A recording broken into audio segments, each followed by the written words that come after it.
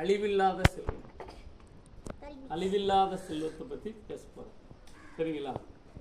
எல்லா செல்வங்களுக்குமே ஒரு காலத்தில் ஒரு முடிவு, அழிவு இருக்குது.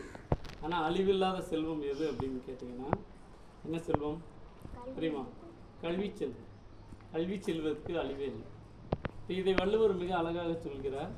கேடில் வெளிச்செல்வம் கல்வி ஒருவருக்கு மாடல்ல மற்ற எவை.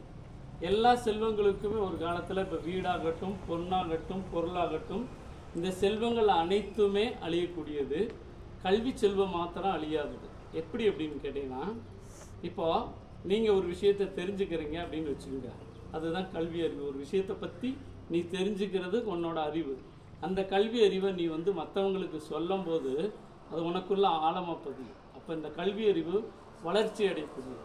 உனக்குள்ளே இருக்க அறிவு என்ன செய்யும்னா, மற்றவங்களுக்கு நீ அதை கொடுக்கும்போது என்ன செய்யும்னா வளரும். மற்ற எந்த செல்வமே நீ கொடுக்க கொடுக்க என்ன செய்யும்?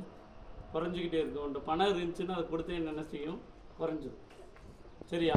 இப்போ உன்ட்ட தங்கம் இருக்குது, அதில் தங்கத்தில் கொஞ்சம் கொடுத்தேன்னா குறையத்தானே செய்யும். வீடு இருக்குது, வீட்டில் நம்ம குடியிருக்கிறோம், ஒரு காலப்போக்காகும்போது வீடானாலும் அழியும். அப்போ எல்லா செல்வங்களும் அழியும். ஆனால் கல்வி செல்வத்துக்கு அழிவே இல்லை. அது வள்ளுவர் சொன்னால் எப்படி சொன்னார்? கேடில் வெளிச்செல்வம் கல்வி ஒருவருக்கு மாடல்ல மற்ற எவை. இந்த கல்வி செல்வத்தை, அழிவில்லாத கல்வி செல்வத்தை நம்ம வளர்ப்போம், வாழ்நாளில் வெற்றி பெறுவோம் சொல்லி உங்கள் அனைவருக்கும் என் வாழ்த்துதலையும் இந்த சிந்தனையும் கூறிக்கொள்கிறேன். நன்றி.